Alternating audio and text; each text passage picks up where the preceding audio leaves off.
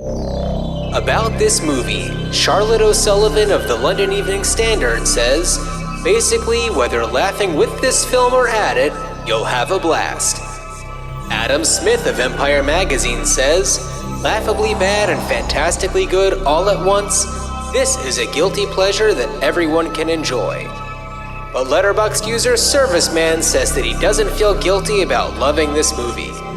On this episode of Ruined Childhoods, we decide the fate of Flash Gordon.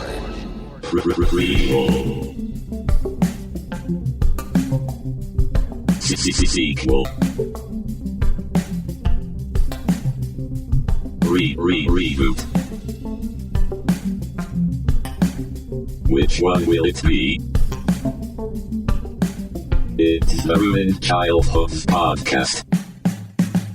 Greetings, Starfighters! Is that Ming, the Merciless? Except less racist? Yes, no, Ming the, yes. Dan the, I don't know, Dan. pretty laid back? What's that? Dan the pretty laid back? Dan the nondescript? I don't know. Hey, well, that's who we are. Yeah. And you're listening to Ruined Childhoods, everybody. John the Jubilant. Oh, yeah? I don't know. Yeah. Yes. Well, thanks, Lexapro. So, Dan, this is a very exciting episode. We get to talk about this campy space opera that without this movie, we would not have the Star Wars franchise. Like, this is... Well, without the source material for this movie, we would not have... Right, but without the source material, but also because George Lucas originally wanted to do this and found out that it was already going to be produced. Right. He decided instead to write Star Wars. So yes. Yeah. Okay. Yes. Yes. In that respect, yeah, absolutely. in that respect, yes, absolutely. Before we launch into it, though, launch. Into I do want to mention, I feel like I've been giving periodic updates about one particular movie, and that would be the Toxic Avenger reboot.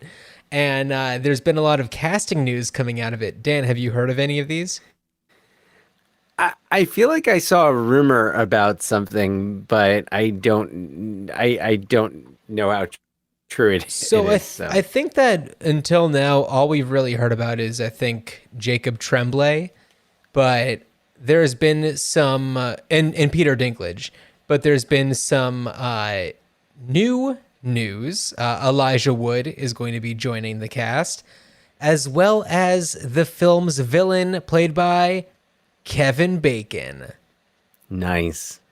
Yeah. What I love about it is that with each of these, news bits, it really fills me with joy because it legitimizes the original Toxic Avenger even more. I mean, the Toxic Crusader cartoon show certainly helped, but for it to be coming back now and for there to be this type of, news coming out about it and these high profile names, it's very exciting for me.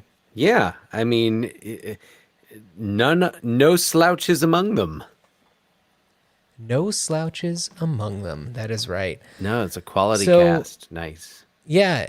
Dan, did you have any more thoughts about 3 Days of the Condor? Any news bits you wanted to talk about? No, I have nothing. I am a blank slate. I am not a blank slate because Flash Gordon, but no, I'm ready. I'm ready to blast off.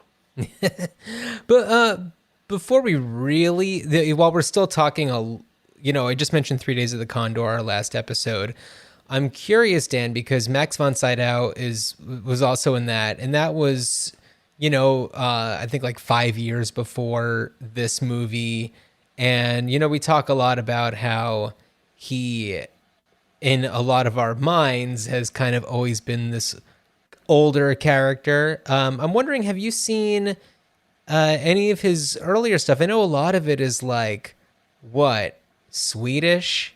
Well, yeah, I Like I mean, there's forget. the Bergman, like the Seventh Seal. Well, there's the Seventh Seal. I was gonna say that was kind of like the most popular of his earlier works. Yeah, no, I think the earliest of his films that I've seen, I mean, could be The Exorcist. Right. I would have to double check the IMDb. What year was The Exorcist? 73. Okay, so that was just before 3 Days of the Condor. Okay. Yeah. Yeah. Yeah. I mean, I think that for me, I didn't realize it was him, but Flash Gordon was probably the first movie I ever saw featuring him. Oh, yeah, no, I Clearly, definitely saw Flash Gordon before I saw The Exorcist. well, you never know. It's like it could have slipped past your radar a little bit. I don't No, know. I would say as whatever, like 5-year-old with HBO. No, Flash Gordon was definitely, like, I don't remember the first time I saw it, but it was a long time ago. Yeah. Okay. It wasn't in the theater, but it was. I mean, definitely, like, there are things that I remember. Of course, there's also things that I thought I remembered that are not in the movie. Like, Yeah, I think that in my mind, because I probably saw this around the time that I was also watching movies like Big Trouble in Little China that have, similar uh, racist characters depicting, people who are either Asian or Asian presenting. I don't think that the planet, was it Mongo, has Asia in it, but Asian presenting, I guess you can say. look, it's an entire, it's like an Earth-centric galaxy because there are like the Hawkmen, and it's like, are there So hawks on other planets I'm and okay. men? All right. Okay. I'm gonna get to a synopsis soon. But since you brought it up, I have to point something out. And here's the thing. This movie is campy as hell. It's a cult classic because it's fun and it's not known for being a great movie. It's certainly a beloved comic strip and, property going way back to the 30s. But this movie is regarded as just being a campy cult classic, and it's just a hell of a lot of fun. And it's got that Queen song that just like sticks in your head. But yes, the very first line of the movie, and I'm going to actually play it right now. Titus, I'm bored. What plague can you offer me today? An obscure body in the SK system, Your Majesty. The inhabitants refer to it as the planet Earth. How peaceful it looks. It's the Universal logo. Well, and it's a Universal picture, which is always so funny when a Universal picture starts with that giant planet and then it's a space movie. Doesn't get better. Or Waterworld, where the ice caps melt. When and it's everything. integrated into it, right? I mean, like, Yeah. yeah, I guess there's the first remake idea. Let's make that Universal logo part of that opening. But I love that opening. So right, but what I'm saying is Ming is finding out about Earth, and then seconds later goes to a panel of buttons that include all sorts of natural disasters, one of which is earthquake. I know. Was he just like, great. was he just like, oh, a planet called Earth? That's funny because I have this button that says earthquake on it. Oh, so Is this that where goes that with comes that? from? Oh, Is that the okay. same thing? Yeah.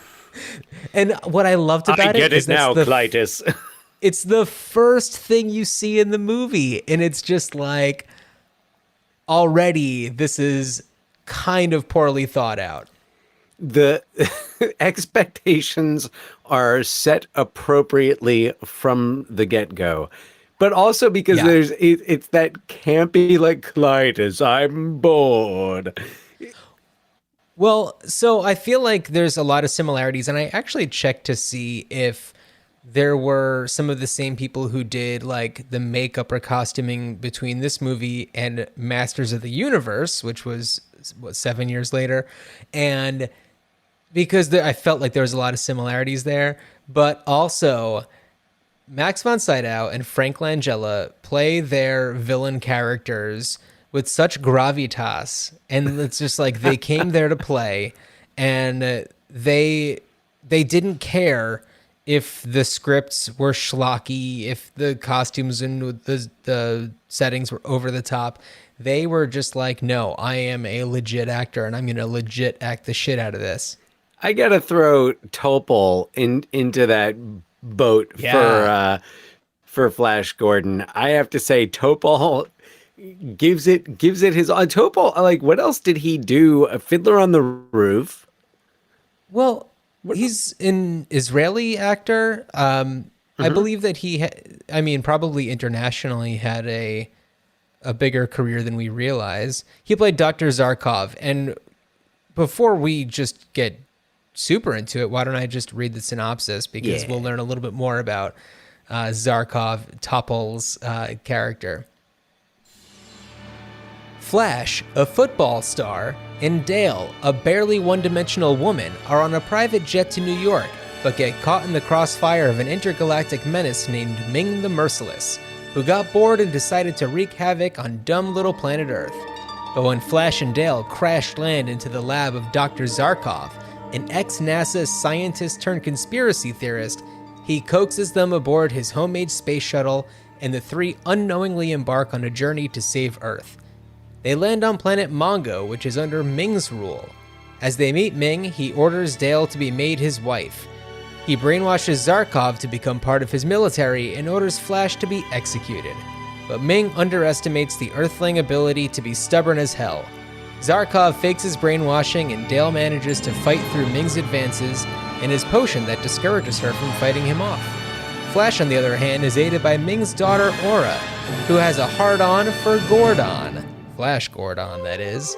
The two head to Arborea, led by Prince Baron, who is romantically involved with Princess Aura. On their way, she gives Flash the ability to communicate with Dale using telepathy, who lets her know that he's alive, well, and, totally turned on by Princess Aura. Baron is skeptical of Flash, so he challenges him to a deadly game of Don't Wake Daddy, Scorpion Edition. Flash wins just as they are all abducted by a team of Hawkmen, who bring them back to Ming's kingdom. Flash and Baron are ordered to fight to the death as they spar on a spiky circular platform that tilts by Voltan, the head Hawkman's remote control. Flash ends up winning, but ultimately saves Prince Baron, gaining his trust and loyalty.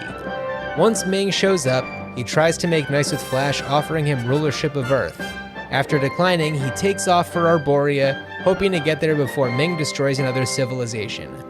Flash, Prince Baron, Princess Aura, Voltan, and Zarkov work together to take down Ming, ultimately piercing him with their vehicle, just as he is about to marry Dale. So, Sam J. Jones famously plays Flash Gordon. Melody Anderson, actress turned social worker, plays Dale Arden. As we mentioned before, Max von Sydow is Emperor Ming the Merciless. Topol is Dr. Zarkov. We have Timothy Dalton as Prince Baron, acting his ass off and really committing. Brian Blessed is Voltan. And who else do we have? There's a lot of people that you'd recognize thrown throughout here. We have Richard O'Brien in there. We've got Robbie Coltrane in a small role. Oh, right, yeah. Kenny Baker has a cameo. Richard O'Brien, people might know as Riff Raff from the Rocky Horror Riff Picture Raff. Show. Exactly, yeah. I would imagine. I'm trying to think of where else. He's in a lot of other things, but right. Yeah. But that's his most memorable Iconic. moment. So Dan, this was a really weird one to synopsize because it's so easy to just kind of lose track of what's going on, but I feel like I got the most of it. Yeah. Oh yeah, absolutely. I mean, and of course, the plot has such little to do with what makes this movie work, I guess. Yeah. Something that's important to note is that people like Baron or Voltan, they are loyal to Ming until they are convinced otherwise, and they are vehemently against Ming. So it's like Flash inspires them to revolt. Yes. But up until that moment, they are staunchly pro-Ming No. in their actions. Flash is the Mockingjay, to borrow a Hunger Games reference. Totally. Complete with his Yeah. own gear. Like they even like he's got a whole like he's got the Flash t-shirt going in, which he's the star Yeah. quarterback for the New York Jets. Yeah. Right. And yeah, I mean we grew up like our dad had Jets season tickets, so Yeah. we would go to the Jets games. So that was always something that I thought was cool, was that like Flash Gordon was a quarterback for the Jets. If only he was really a quarterback for the Jets. Yes. That would have made it even cooler. Yeah, no, they might win games. So yeah, what a and the acting is so. Oh, sorry. Before I get to the acting, did you pick up? I was looking at like I love the models of like the spaceships, and it Yeah, reminded me there were so much. certain things. It reminded me Sorry, so go much of ahead. Earth Girls Are Easy. Yeah, there was definitely an Earth Girls Are Easy element to some of it. It's funny because like certain things look great. Like the very psychedelic, like swirling, colorful clouds, like that has a really awesome look to it. And then like some of the costuming looks like it's made of tinfoil. And, Right. Yeah. No, it's like it's basically like community theater, like especially Right. like the lizard man costume, especially. Oh, yeah, it's just somebody in a very silly looking lizard costume, and I'm just gonna play the clip Oh. because this is when we really catch a glimpse of a lizard man. Hold, lizard man. Escape is impossible. Surrender.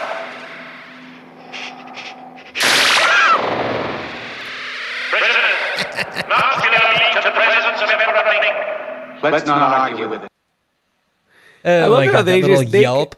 Well, that little lizard man. It was also like what was he was like a prisoner, I guess, but like I don't know. I didn't have any idea, and there's just like this like dude in a lizard costume scampering behind Right. Flash and Zarkov and Dale, and that it's called. They didn't even make up some sci-fi name for him. They're like, Nope. Stop Amphibior. Right. It's like, Lizard Man. Yeah. And what's also interesting is like this was made after Star Wars, where, that kind of, it changed the game in terms of like how space movies could look and feel. Well, they were, yeah. I mean, this movie comes out like what 6 months after The Empire Strikes Back, Right, yeah. Which at the time, the effects in the Star Wars movies, which were the practical effects, Yeah. were done. It made everything look so realistic, but that's also where I appreciate this, because that it sets it apart from Star Wars. Yeah. And it makes, and I don't know, my conflict throughout watching the whole movie was like, would I rather that there was a really good actor playing Flash Gordon in a really campy style? Would I rather that there was a really good actor playing Flash Gordon, straight up? Period. Yeah.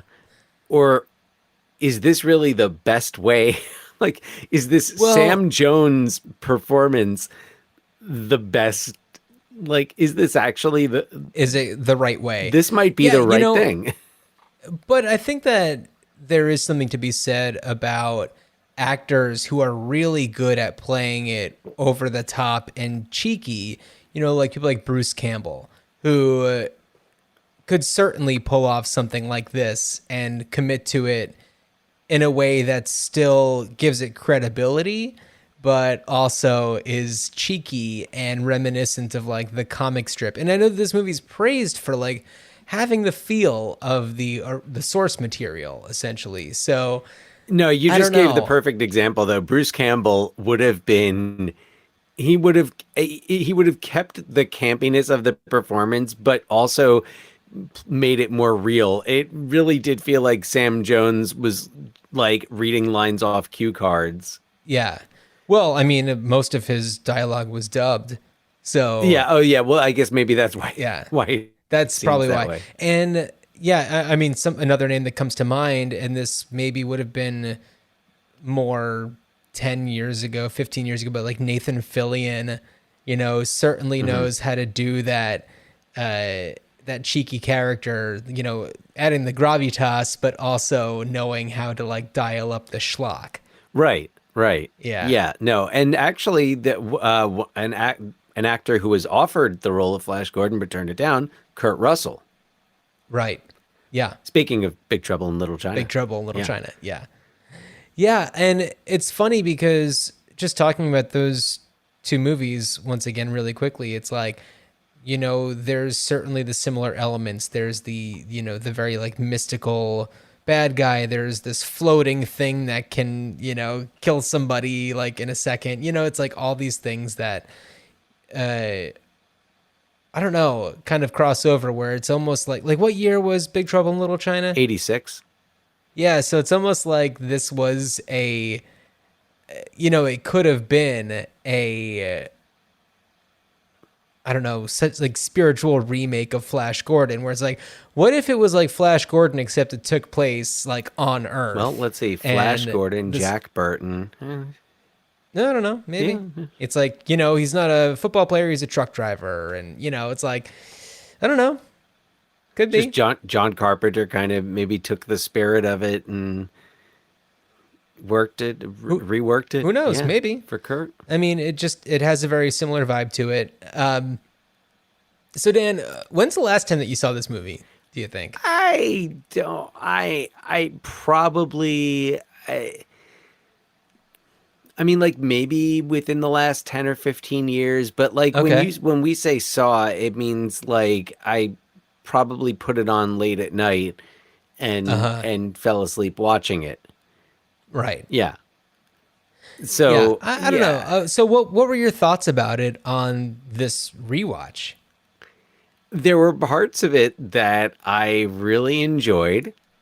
And there were other parts of it that, like I said, with Sam Jones, I was like frustrated because I felt like this could be done better. Same, and also Melody Anderson as well. I felt it was at times what I felt was the appropriate tone, but at other points her performance was just a little too I mean, this is all due respect to community theater, but Yeah. there were aspects that were very community theater. Now, of course, it would make sense that Topol would stand out because I don't know. I feel like that's always the most entertaining actor in the community theater troupe is, just that older wacky guy. The older wacky guy, that's right. I mean, I'm trying to think if I have any clips that feature him, but I'm not quite sure. well, that first one, I don't know if you grabbed the when he's first realizing that like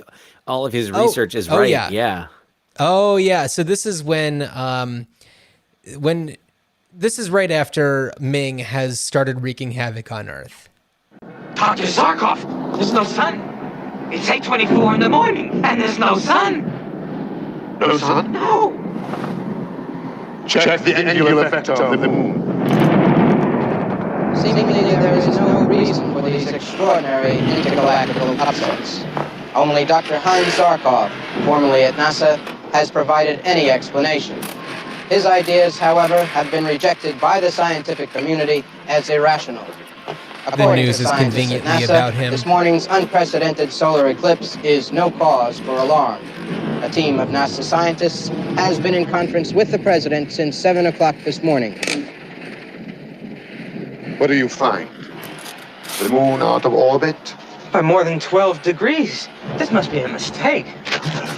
That's no mistake. It's an attack. I love the dramatic sound effect after it's Oh, an yeah. attack. Oh yeah, the just that I was gonna say that lightning strike, but that crack of thunder. That crack of thunder, yeah. Yeah. So Yeah, he's wonderful. That one doesn't really highlight his lunacy as much as it features his, at the moment assistant who doesn't quite make it. no, no. Yeah, But he also, yeah. There's played this. by William Hootkins, by the way. Oh, okay. Yeah, he looks familiar. I couldn't think of what Let's else see he what was el- in, and I did not look it up in a moment. Let's see. He was in Star Wars. He played Jack Tano Porkins. Yes, that's where I recognize him from. Which one is that? I think like Stay on Target. Stay on Okay, Target. all right. Yeah. So let's see. Raiders of the Lost Ark. He was Major Eaton. Yes. He was in a couple of the Pink Panther movies. No, now yeah, no, now, I mean, I never made Superman the 4, connection. Quest for Peace. He had quite the career. Wow. You know He who was else? in a lot of really fascinating stuff. Island of Dr. Moreau. Oh, which one? Wow, The he Val really had Kilmer? Yeah, the- 96 one. Oh, yeah. Nice. You know who else pops up in this movie that has a familiar face? And I couldn't believe it was him because I saw him and I was like, damn, he looks like that guy. And then I saw in the credits, I was like, it is that guy. So the actor's name is George Harris. He's the soldier who tries to kill Ming towards the beginning. He's Right, the black soldier who Sure. yeah. And I looked at him and I was like, man, he looks like the guy from the Harry Potter movies. The Harry like Potter movies. Kingsley Shacklebolt. Yeah, Kingsley Shacklebolt. And then I saw, and I looked at the cast, like, damn, that it is that guy. Like, He was also in Raiders. He was Captain Katanga. I mean, he aged like 5 years in 25 years, I think. Yeah. So yeah, no. Anyway, really, is really cool. Really, that was really impressive. A lot of Nazi stuff in this, though. Yes. Yeah. There's a lot of was- like, they're definitely saying Well- Heil Ming. Yeah. Well, also when they're brainwashing Zarkov, it's kind of flashing through his entire life up until the point where he's like a zygote. And he's like looking at himself like as a zygote. And it's really fascinating. And there's definitely a lot of like Nazi imagery there. And it seemed almost like his father was like a Nazi scientist or something. Oh, I thought they were Holocaust survivors. Maybe they were Holocaust survivors. It was really hard to tell from just like the flashes of what was going on. Yeah, I don't know. I got the impression that they were Holocaust survivors. And I think that the only reason why I thought otherwise was because there's a history of, like the US government hiring Nazi scientists. yes, no. That could also make sense. I don't know. Maybe it was just because like the way that it was all portrayed and all like the Nazi clips and Hitler clips and all that. But yeah, definitely. There's definitely quite a bit of that. And there's also like some scenes that are both written and acted as though they are like porn scenes, just without the porn part. Are you talking about the horny telepathy scene? Among others, yeah. I mean, Let's take a listen to that. yeah. This is when Princess Aura is taking Flash to Arborea and is telling him of a way that he can communicate with Dale Arden. It's me, Flash. Are you getting over? Oh, my head. Oh, Flash, if it only was you. She's not getting me. Don't use your mouth. Use your brain. I'm with you, Dale. Just concentrate hard and think to me. It's telepathy. Over. Can this be real?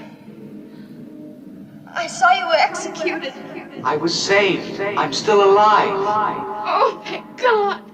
Where are you? in a rocket racing to Arborea to get help. Are you okay? Over? I'm And locked Princess in one Aura's bedroom. biting his earlobe. Girls know how, Dale. It's been done to me.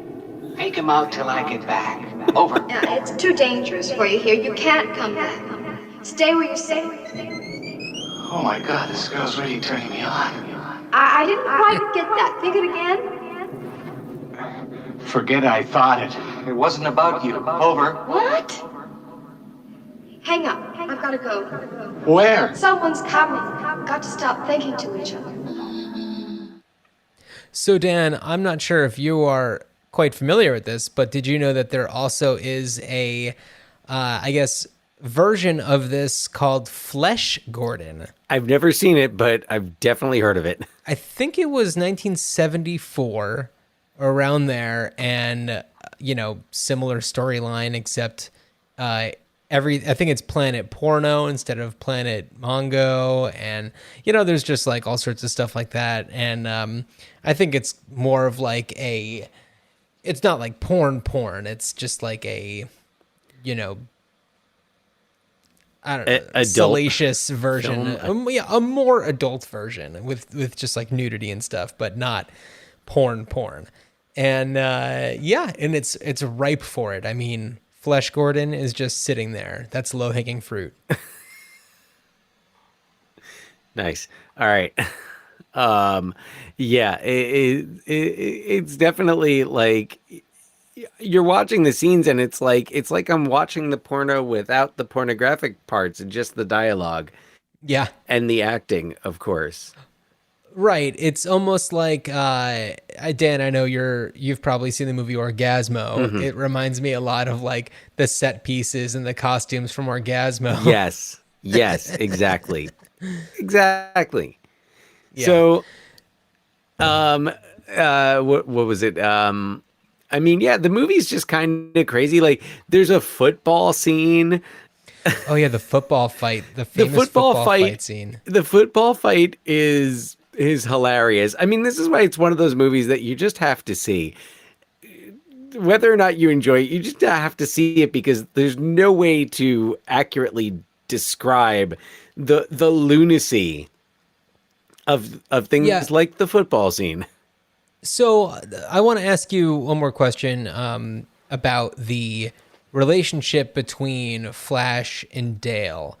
So they go from complete strangers to absolutely in love with each other to the point where he's just like, let's have babies together. And she's like, we're getting married. And they maybe haven't even had any kiss yet or anything. Like, it's kind of bizarre because the first inkling of it is when they're on Planet Mongo and he like sees Princess Aura and she's just like, don't forget that I'm here. I'm right and here. It's just like, it's just like, we just met. Like, I've known her almost as long as I've known you. So like, chill out. Yeah, that's I was trying to figure out like what the time frame of the movie is, but it feels like they met It's like that a morning. day. Yeah. Yeah, like Well, they're we on... talk about how he saw her at like the hotel but didn't say anything. So Right. they just both happen to be taking this private jet. Yeah. We learn nothing about her. I was trying to find out like what is like her job, like what's going on with her, but I couldn't find anything. I thought she was a journalist, and I don't know if I'm just equating her with like Lois Lane. Yeah. Just kind of following the I don't know, I guess the archetype. But yeah, according to the Wikipedia page like for the character, there is... Yeah, because I think I saw that and it was just like, yep, she and Flash Gordon and Zarkov, like they are a team. Oh, wait, so it. hold on. I think she finally got like a career in 2011. Good for her. For the Dynamite Comics series Flash Gordon Zeitgeist, where she's a cartographer and researcher for the State Department in 1934. Okay. Cartographer. So, okay, I'm glad you also said 1934 because like a cartographer in 2011 is like, oh, does she work for like Google Maps? Like, Yeah, she drives what kind of the Google cartography Earth do you car. need? Yeah. Yeah, it's like, what cartography do you need so much? I mean, okay, before all the cartographers email us, ruinchildhoodspod at gmail.com. Yeah, I can totally understand it more for it being a 1934 job. Yeah. Yeah, yeah. Oh, you know what? There was a version. So Filmation did an animated Flash Gordon in Right, yeah. 1979, and she was a journalist in that. Okay, all right. But Yeah, I there's was been a not lot of basing my different- guess at all on any Yeah. knowledge. There's been a lot of iterations of this. It was rumored that there was going to be a movie reboot, I think in 2014. I think maybe it was MGM that bought the rights, something like that. Yeah, there was. Let me see if I can. Yeah, there was. 20th Century Fox. Sorry, they purchased it from Hearst Entertainment, at least according to Collider magazine. Yeah. No, they were going to be doing I think there were a few projects that were talked about. Like there was going to be a Flash Gordon 3D, I think, Oh, yeah? probably 10 years ago when When 3D was all the rage. all the rage, man. So yeah, hold on. Let's see. I had some notes on that before. So there was, I mean, all of the cast were signed for sequels, but the movie wasn't Right. quite as successful as they had hoped. And also Sam Jones had disagreements with Dino De Laurentiis. De Laurentiis, yeah. Yeah. So Right, and this yeah. is the second Dino De Laurentiis movie in a row that we've done, because he did 3 Days of the Condor. Oh, yes, he did. Yeah, Dino De Laurentiis I think that he actually did produce a spaghetti western, but like kind of brought that, Italian mentality into the films that he did work on in the States. He, got his start in the 40s producing films. Some of the stuff that, might be familiar to some people is La Strada, that he did with Fellini. Who was attached to direct this at a certain point. That's right. Yeah. 1956, 56, War and Peace. Yeah, there's just a whole lot of stuff. Really, really busy guy. I think that it wasn't until the 60s that he really started to make his name in the States with movies like Barbarella. He did the King Kong remake in 70. The 76 King Kong remake.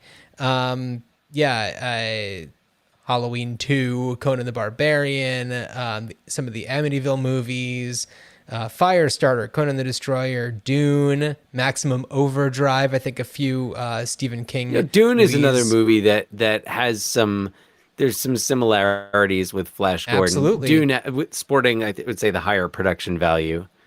Yeah, and then again with David Lynch with Blue Velvet and King Kong Lives, Evil Dead 2, speaking of Bruce Campbell, Army of Darkness, just like tons and tons and tons of movies. U-571, Hannibal, Red Dragon, Last Legion, Hannibal Rising, like tons of movies. Yeah. Dino De Laurentiis. No, so the plans, there were some plans for Flash Gordon. So as you said, Fox had the rights and they were going to do a movie. They were going to have Matthew Vaughn directing, Matthew Vaughn, who's on my short list of directors that I think would be very good for a reboot of Flash Gordon. And What are some of his other movies? Layer Cake, the Kingsman Right, yes. movies. Yeah. So yeah, the spirit of those Kingsman movies I feel would fit well with the Flash Gordon vibe. the pace, and there's a lot of it, and visually he did X-Men. Wait, did he do an X-Men movie? No, he did Kick-Ass. Okay. He did Kick-Ass. I'm a fan of Matthew Vaughn. So, and then there was going to be an animated film after Disney took over Fox, and Taika Waititi was going to be writing and directing that, but then that fell through. And he's another name that I had on that shortlist before Well, reading yeah, about this. because Yeah. you look at a movie like Thor Ragnarok and what I can only imagine Thor Love and Thunder is going to be like, and Yeah. you just know that there's like the vapor wavy style that he's got would really make for a fun Flash Gordon movie. Yeah, it makes sense, and I guess my short list had my short list was very short, but my other name, or I guess names, were the Wachowski Uh-huh. sisters. So, and I was thinking about Speed Racer, which was Right. a movie that I enjoyed watching. I didn't see it in the theater, but I watched it at home and enjoyed it. So I felt that they could get between that and like the Matrix movies, even Yeah. like the look of Jupiter Ascending. I thought they could make a pretty cool Flash Gordon. So Yeah, and who would you? I'm sorry. Are you suggesting a remake or a reboot? No, well, it's kind of more like this was more where my mind was going. My mind went to a few different places with this. So, I guess I'll just keep trucking on. The whole Disney Fox idea and how much Disney is just loving their like Disney Plus series and all that. It makes me think that perhaps a reboot, not necessarily of the movie, but of the serials, and doing like doing a series of Flash Gordon adventures, but like doing it, old school, Yeah. minus the offensive ethnic Right. misrepresentations and stereotypes. So so this basically what I have for you is I have that idea. My other idea, because thinking about just the campiness and the theatricality of it, would be turning it into a musical. And I know that Uh-huh. there's already like the We Are the Champions musical with Queen, but why can't we take the music of Flash Gordon and like the songs that Queen did for like Highlander and Iron Eagle, Headlong and all that Yeah. shit, and like One Vision, and do like a Flash Gordon musical with the music of Queen. I mean, I don't know what else you'd throw in there. Maybe you'd open it up and make it just like a glam rock musical, but I don't think you need to. I think Queen's got enough that could work, and they've got enough also in their back catalog. So it's not like you Right. need to Right. have a Bohemian Rhapsody or We Will Rock You.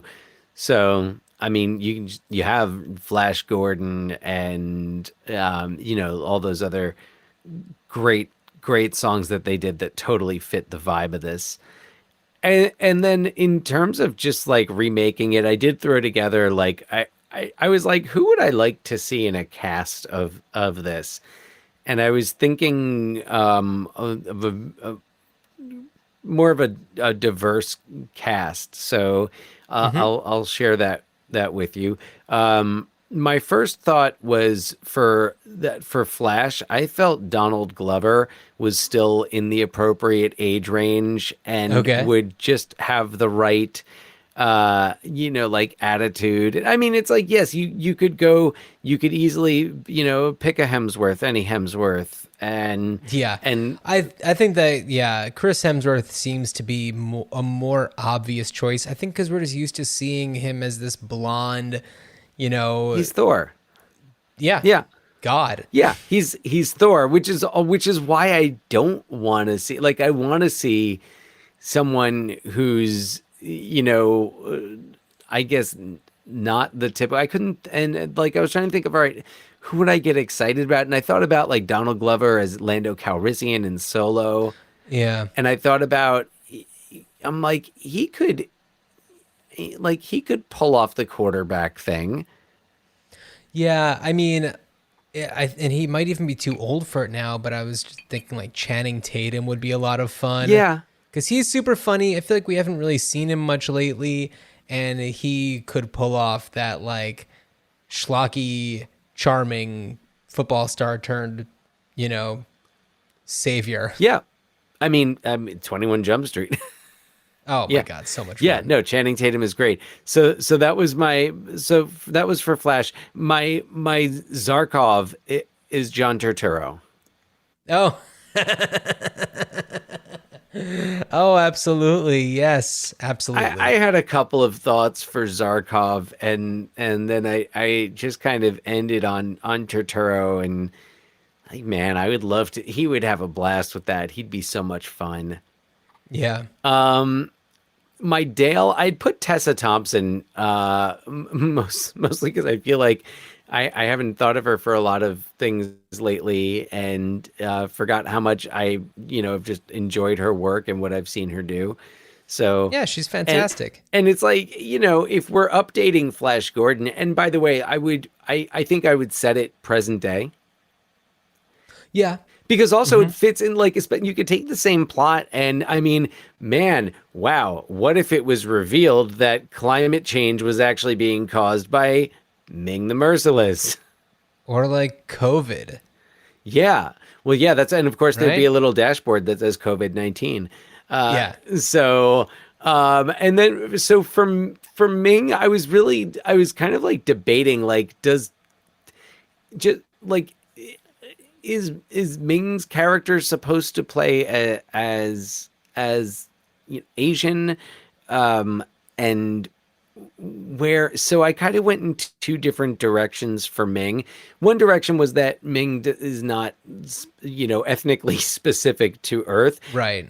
and that Mads Mikkelsen would be a lot of So fun.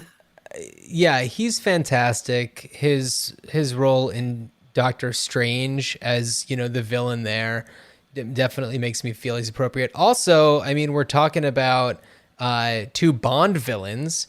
We have Max von Sydow as Blofeld. Yeah. And then we have I forget his name, but the Casino Royale, Tears of Blood, whatever his name is. Oh, yeah, yeah. I can't remember off the top of my head. Yeah, that's true. There's a lot of James Bond people involved with Yeah. involved with the Well, T Daltz. yeah.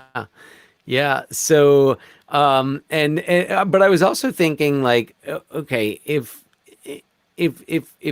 there should be a more accurate portrayal, that Michelle Yeoh came to mind Okay. as someone who I don't know, like, I haven't seen her in anything in a long time, and Right. I thought, I was like, man, I loved her in Crouching Tiger, Hidden Dragon, Yeah.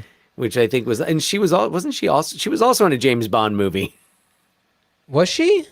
Yeah, I'm almost positive she was One of the Pierce of- Brosnan ones. one of the Pierce Brosnan ones. Yeah, I'm pretty sure she was in, like, out of the Tomorrow Never Dies, maybe. Tomorrow Never Dies. I think she's in that one.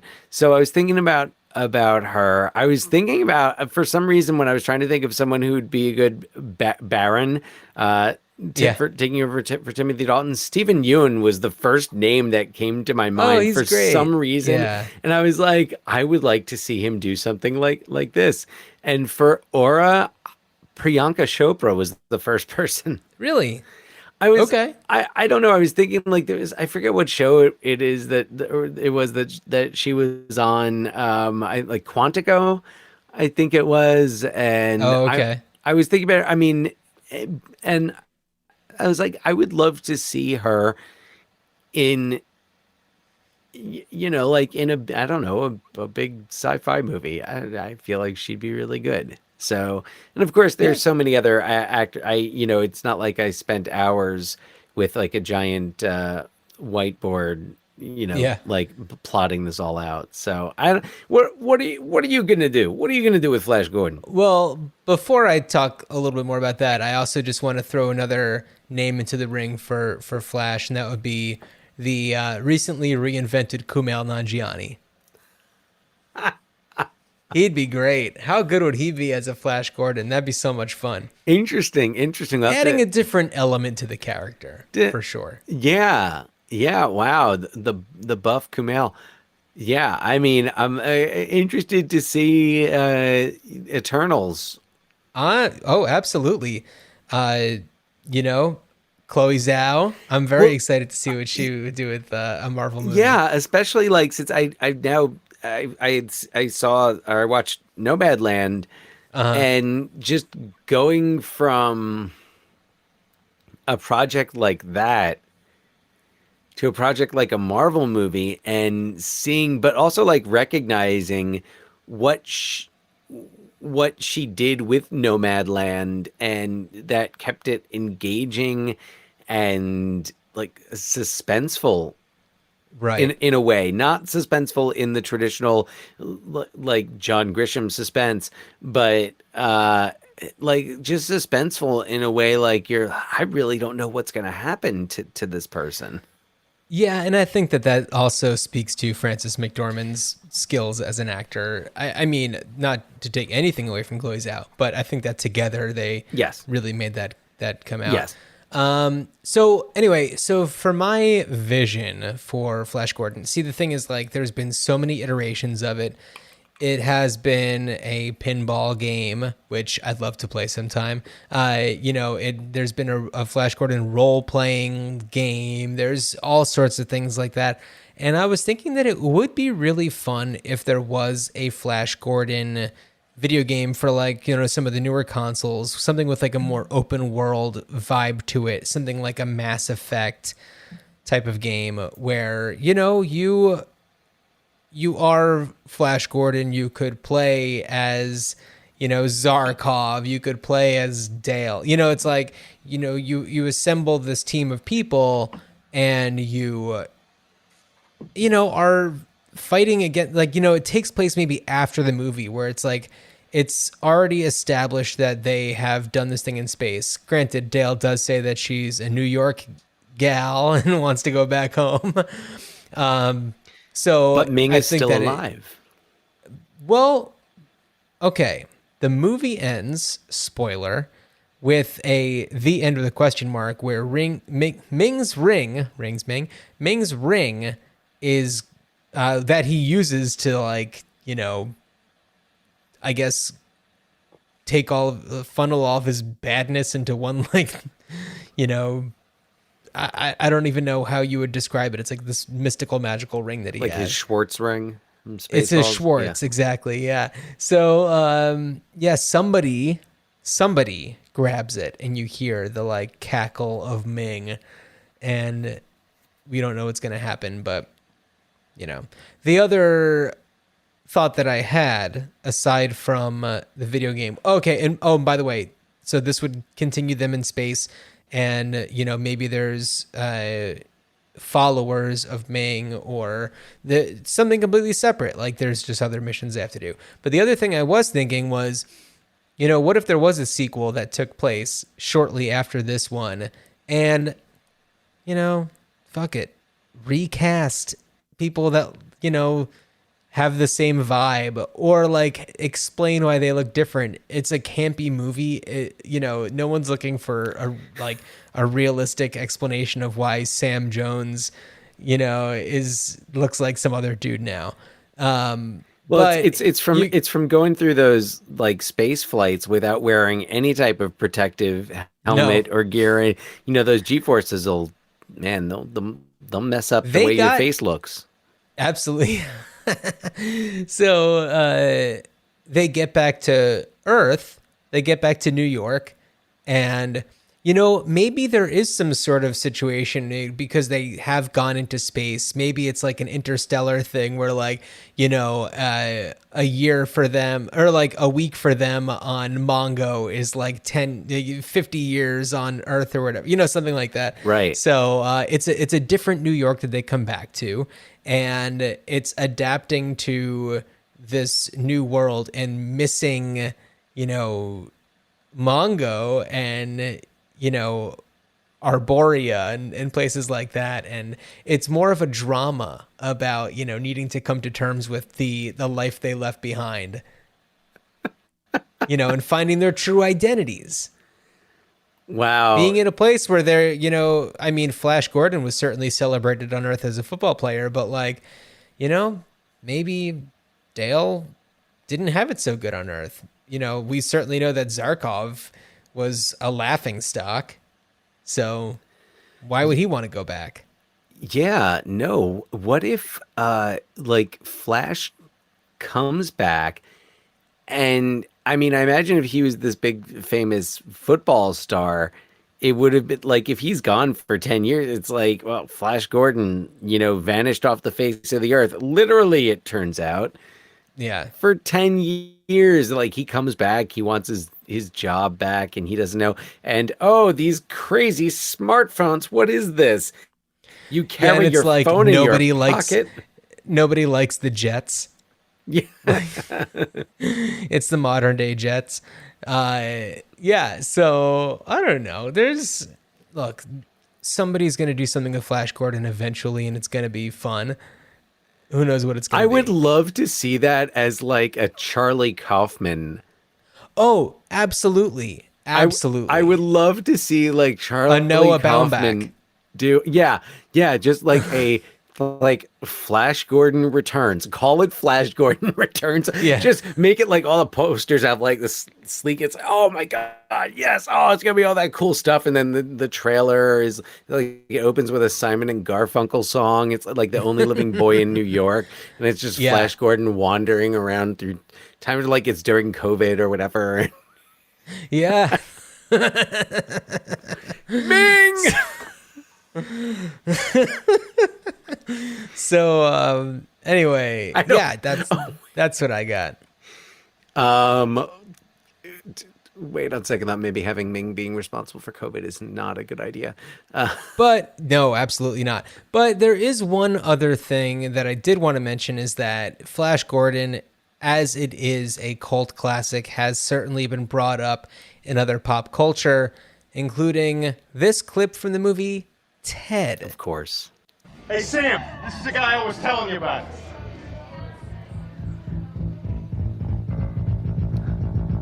So he's at a party and Sam Jones is there. Sam Jones's acting is better in Ted. Yeah. How you doing? Good to meet you. I thank you for saving every one of us. Oh, you're welcome. He acknowledged it. Let's do some shots. With you? Oh my God. Yes. Oh my God, yes. Totally, yes. Let's go. Thanks, Flash. There you go, my friend. Thank you. Death to Ming. Yes. Oh, you guys seem pretty cool. You like the party? Cocaine, right? Come on, dudes. Don't tell me you never done it before. Well, not recently, no. I thought that was just for people in Florida. You better follow me. Come on. Johnny, I'm frightened.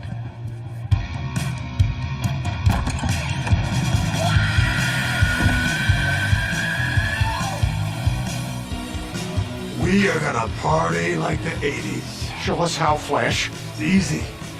We just gotta nail a lot of girls named Stephanie. So there is also a segment that I cut out of Mark Wahlberg's character and Sam Jones on like one of the like space jet skis that he's on, and just this whole like dream sequence where he's with Flash Gordon. And then there's another scene that I decided not to show that is pretty racist because it is about somebody whose last name has Ming in it, and this person is a very over the top racist depiction. Got it. So yeah. Yes. Not great. No. But man, it was 2012. Those were different times. Everyone's still riding the high from Hall Pass. They're they don't know what's what. No, man, what were we thinking back then in the early teens? Yeah.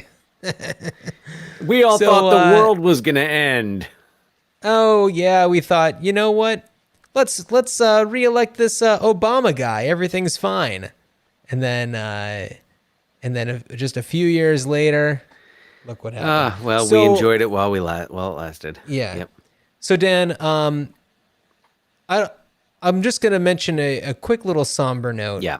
The day we're recording this, well, we have a a very positive thing. The day we're recording this happens to be Mark Lynn Baker's birthday. Dan, I don't know if you saw, but I acknowledged that on our Instagram stories in a picture with myself, you, and our brother Scott getting an autograph from Mark Lynn Baker after a performance of A Funny Thing Happened on the Way to the Forum.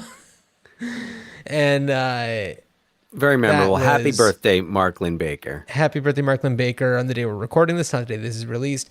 But we also found out that John Paragon passed away today. And for anybody who's unfamiliar with him, you certainly would remember him as Zombie. If you're listening to this podcast, you know Zombie. Yes. Mechaleka hi, Mecha Heiny Ho. Terry. And yes. Oh, Pee Wee. Yeah. That was John. And that was John Paragon. And absolutely. And also he was in the movie that we're going to be covering on our next episode. Yeah. So our next episode, in honor and memory of John Paragon, we are going to look at another cult classic, the Weird Al Yankovic comedy UHF, directed by Jay Levy, co-starring John Paragon as Richard Fletcher, the son of R.J. Fletcher. R.J. Fletcher, played by the great Kevin McCarthy. And UHF also features Victoria Jackson, Emo Fran Phillips, Drescher. Fran Drescher, Billy Barty. Michael Richards. Michael Richards. Yeah, a great cast of characters. Anthony Geary. Anthony Geary is also in there, who we talked about. Was he in Disorderly? Did you say Billy Barty? I said Billy Barty. You said Billy Barty. Yeah. Good. Absolutely. How could I forget Billy Barty? Yeah. And John Bowie? David Bowe. David Bowe. I was so close. Mm-hmm. Yeah. David Bowe. And Gede Watanabe. Right. As Cooney. Another not great depiction of an Asian character, but also we'll talk about that on the next episode. Not the first for that actor, having been in 16 Candles. Yes. So, but that's one of those movies that's been a standby for us. And hearing the news about John Paragon today, it's only fitting for us to cover that next on our next episode. Yeah, absolutely. Well, feel free to send us an email, ruinchildhoodspod@gmail.com. We have a link tree filled with all of our socials and stuff like that. It's linktr.ee/ruinchildhoods. Oh, we got a new t-shirt. We have a somewhat new t-shirt up in the shop. Yeah. Check out our merch on tpublic.com. We've got a whole bunch of stuff that either has to do with Ruined Childhoods or is just movie themed in general. And our latest one is in the style of the What About Bob, Don't Hassle Me, I'm Local shirt. It's Don't Hassle Me, I'm Vaccinated. So if you want to show off the fact that you are fully vaccinated and that you love What About Bob, then go ahead. You can support our show that way. We really enjoy doing this show, and we hope that you enjoy it also. And, this will help us keep things going into the future. So, Dan, oh my goodness, as you travel on a homemade spaceship to Planet Mongo, I really do wish you a good journey. Good journey.